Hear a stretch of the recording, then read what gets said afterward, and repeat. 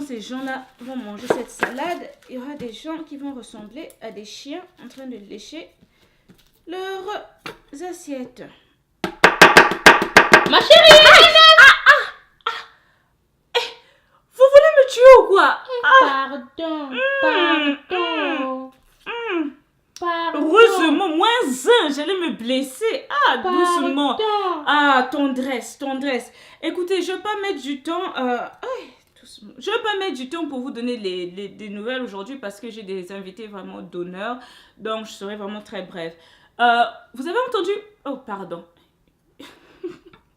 C'est pas pour tuer quelqu'un. Regardez-moi avec le couteau. Bonjour, bonsoir à tous et à toutes. Vous avez entendu parler du Nigérian qui s'appelle Hashim Suleiman. Il a 33 ans et avant les élections du Nigeria, il avait dit que si Muhammadu Buhari devient président, il allait marcher jusqu'à Abuja, la capitale. Donc, quand on a annoncé que Buhari avait gagné les élections, je suis sûre qu'à ce temps-là, il ne réalisait pas. Je suis sûre qu'à ce temps-là, il ne réalisait pas la gravité de ce qu'il avait dit. Mais comme il avait promis, il doit exécuter, non? Donc, il a commencé le 1er avril en commençant à partir de Lagos. Et la distance de Lagos et Abuja, c'est environ 740 km comme ça. Et on l'a repéré le 14 avril dans la ville de Mina où il était en train de marcher. Le pauvre. Il y a des défis vraiment. Mais vraiment, il reçoit beaucoup de soutien sur la route. Il y a beaucoup de gens vraiment qui lui donnent à boire, à manger et tout ça là. Et le 14 avril, il avait déjà effectué environ 573 km. Donc déjà 13 jours comme ça. Il compte vraiment arriver à Abuja dans les environs de la cérémonie d'inauguration de Buhari afin de célébrer avec le président. Regardez. Why we are having problems today, politicians do not keep to their promises. This young man is a man of his word. This young man is a future leader. This young man has seen leadership in I see him standing by his word. And what he stands today in this country. Our leaders have never stand by their word. Politicians will promise to build a bridge where there is no river.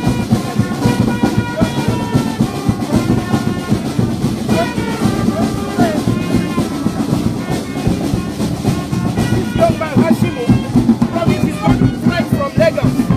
And today, Niger State, he has fulfilled his promises. He's a symbol of the younger generation to educate, to emulate. I think it's interesting because I see the future leader. I see him standing by his words and I'm calling on young men to learn from him. He said a thing, he stand by it, he's accomplished this mission. And that is why when I saw him, I showed it to the whole world.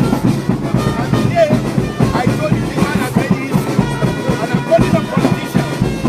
Learn from this man. Say a thing, he stand by it. Young man, that is the way.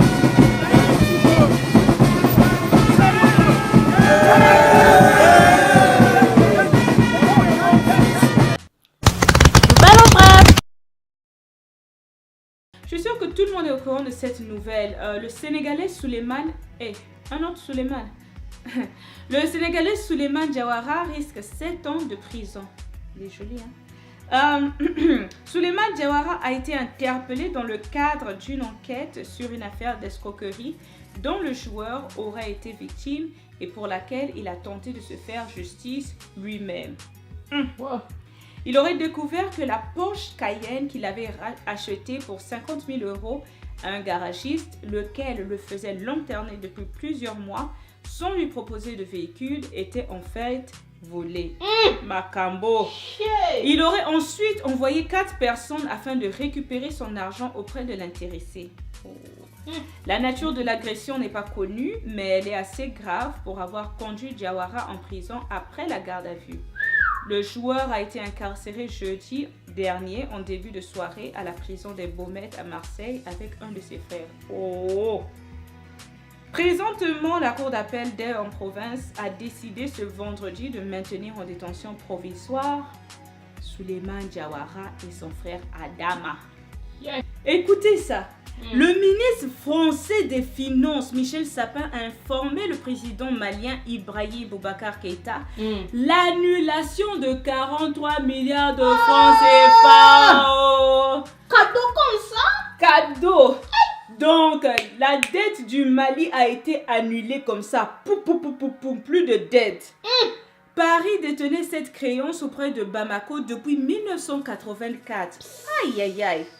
Une dette monétaire d'un montant initial de 229 millions d'euros qui faisait suite à la réintégration du pays dans l'Union économique et monétaire ouest-africaine.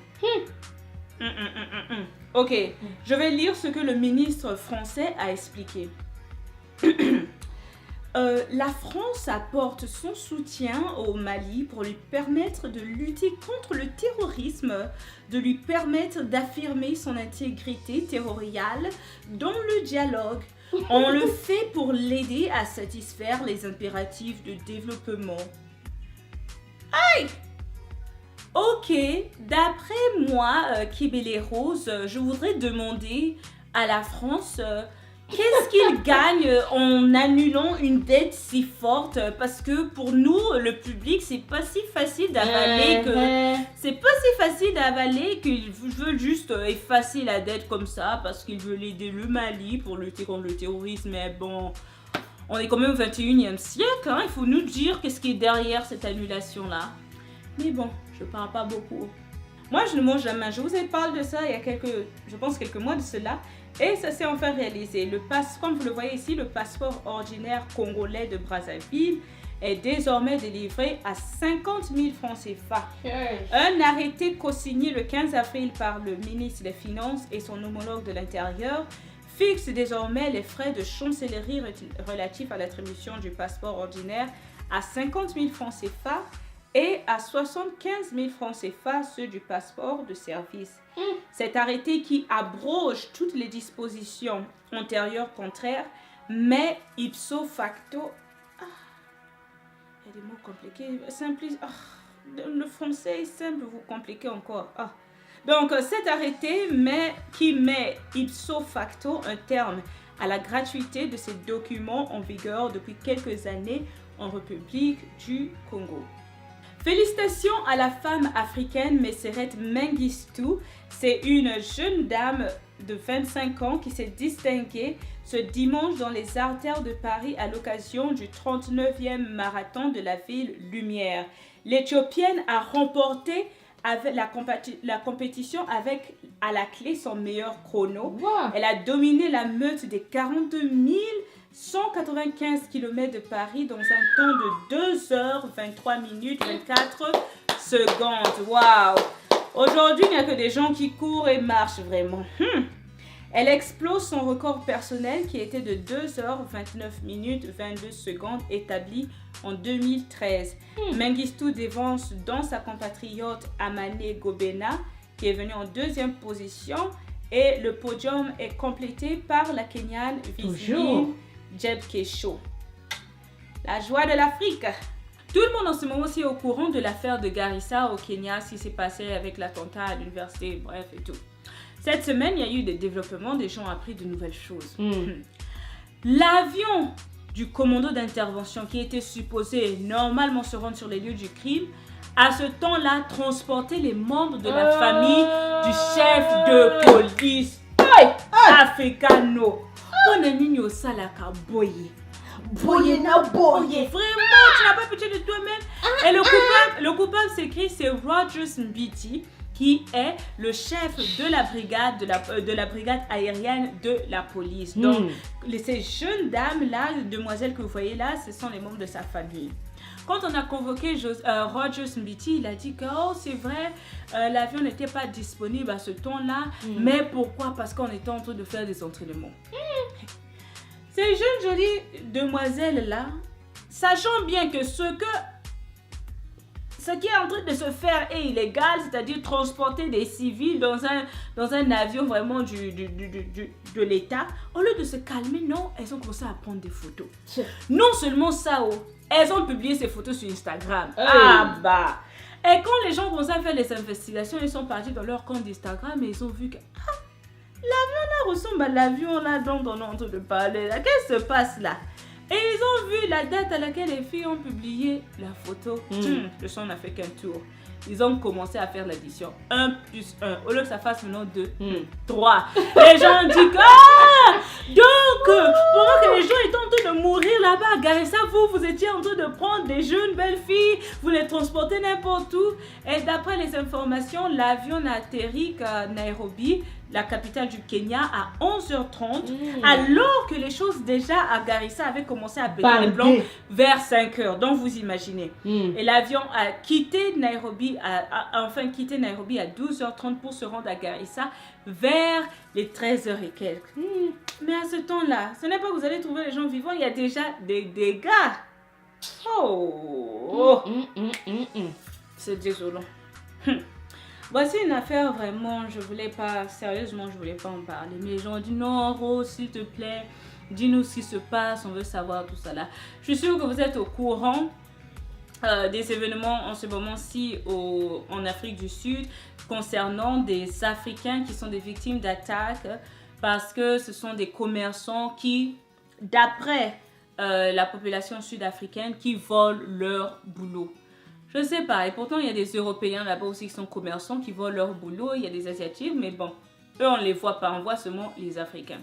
Ce mardi, le gouvernement sud-africain a mis en place une commission spéciale pour enrayer les violences. Donc, ils espèrent que dans les prochains jours, l'affaire va se dissoudre. Venez, approchez. D'après une source sûre de Rose Kebele, on m'a dit que ces attaques sont en fait encouragées par des personnalités publiques. Ah bon? Vous pensez que les Sud-Africains ne savaient pas qu'il y avait des étrangers qui prenaient leur boulot? Vous pensez que ce sont seulement réveillés du jour au lendemain en disant que, au fait, ces étrangers-là, qu'est-ce qu'on va faire d'eux? Attaquons-les. Non, ils sont pas bêtes. Ces gens-là sont payés pour aller attaquer ces étrangers. La vraie raison derrière l'affaire là, on ne nous dit pas ça à la télé. On nous dit seulement que non, les Sud-Africains sont fâchés. Réfléchissez un peu. Vous pensez que vraiment les Sud-Africains sont fâchés? C'est seulement aujourd'hui qu'ils se sont rendus compte. Ça c'est vrai. Mais écoutez, je ne vais pas beaucoup parler. Comme je disais, donc c'est une affaire vraiment qui... je voulais vraiment pas en parler, mais bon. Je voudrais que vous suivez cette vidéo. C'est en fait l'audio d'un témoin. C'est un Sud-Africain. C'est un Congolais de la RDC qui habite présentement en Afrique du Sud et qui parle de sa propre expérience de comment les événements sont se déroulés là-bas.